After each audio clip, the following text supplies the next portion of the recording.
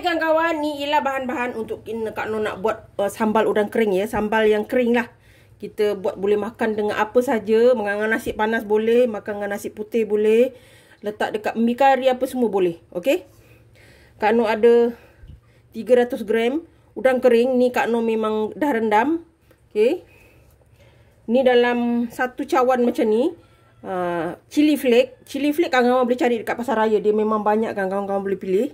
Yang pedas, yang sedang. Yang ini agak pedas ya. 1 labu bawang putih dan sebiji bawang merah. Okey. Simple dengan mudah saja. Kita masak, kita akan bubur perasa. Semua simple. Tapi minyaknya ada sekali ya. Dia memang akan berminyak. Sebab ni kita nak simpan lama. Untuk bagi dia tahan lama. Sekarang kita nak kisar dulu bawang putih. Kita chop lah. Okey. Kita nak chop dulu bawang putih dengan bawang merah. Kita chop saja sebab kita nak dia kasar-kasar. Ini tahan kawan-kawan. Kalau simpan betul-betul 3 bulan boleh. Selagi tak habis lah. Kalau selalu kamu Kak Noh macam ni laju je habis ni, kita chop dulu.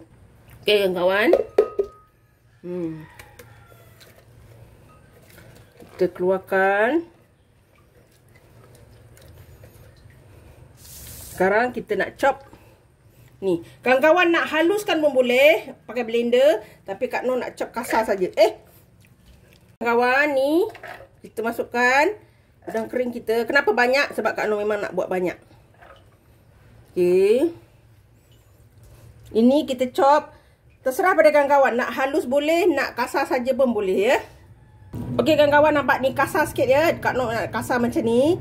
Dia lebih sedap ya kawan-kawan. Perasa terserah pada kawan-kawan. Nak perasa apa? Kak Noh letak perasa ayam. Okey. Okey kawan-kawan. Kita masukkan bawang putih, bawang merah ya. Kena bawang putih banyak. Okey. Tapi ketika goreng bawang putih, kawan-kawan harus ingat. Bawang putih ni kalau kita silap masak, dia akan mengeluarkan rasa yang pahit. Ya. Bawang merah kan manis. Dia akan rasa pahit. Ni kita masak sampai bawang ni hilang bau bawang dia ya. Dengan bau mentah. Nanti kita akan letak sedikit asam jawa. Ya.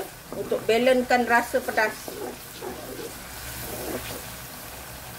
Kita biarkan dulu.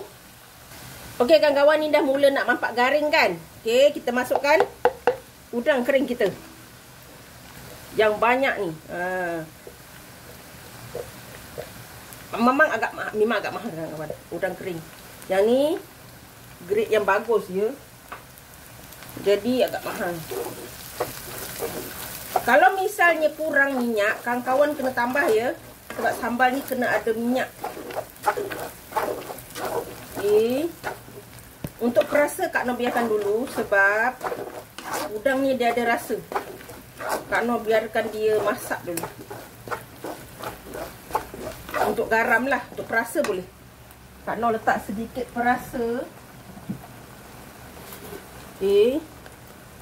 Perasa ayam ya. Dalam satu sudu kecil.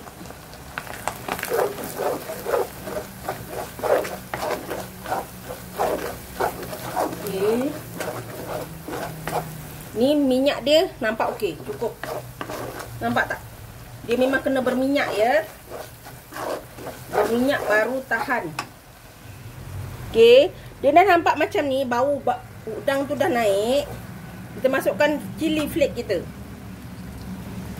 Sebab jangan tunggu kering. Nanti dia akan pahit. Sebab ini cili kering. Cili kering ni kawan-kawan kena hati-hati. Okey, kita masukkan air asam jawa. Untuk balance rasa. Nampak cantik kan? Kawan-kawan. Kawan-kawan boleh cuba ya.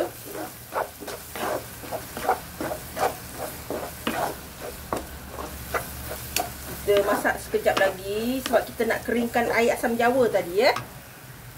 Alhamdulillah kawan-kawan, ni dah siap sambal udang kering kita. Sambal garing udang kering ya. Ni kawan-kawan, jangan cakap dia kena minyak banyak. Nanti kalau kita dah simpan dalam botol, dia akan ada minyak. Tak apa, jangan risau. Minyak tu akan membuat dia tahan lama. Dan pastikan dia goreng garing. Okay. Selimpan kat luar berbulan pun insyaAllah. Yang penting minyaknya banyak.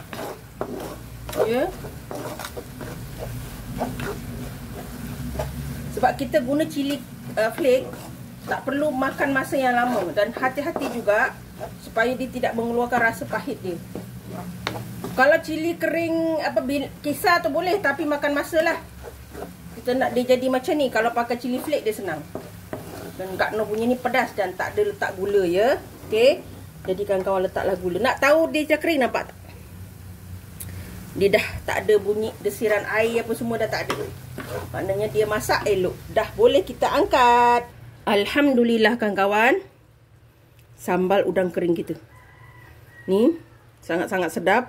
Makan dengan apa pun boleh kawan-kawan. Nasi panas, telur dadak atau telur mata, dah cukup. Bagi yang merantau atau buat perjalanan jauh, sangat-sangat sesuai. Lebihkan minyak ya. Ni sebenarnya minyak dia ada kat bawah, nampak tak? Minyak harus ada banyak, baru dia tahan. Okay, resipi senang dan mudah. Jangan lupa like, komen, share and subscribe. Dan terus sokong Kak Noh. Jangan lupa tekan loceng agar kawan-kawan mendapat video yang terbaru dari Kak Noh. Salam sayang dari Kak Noh. Assalamualaikum. Selamat mencuba.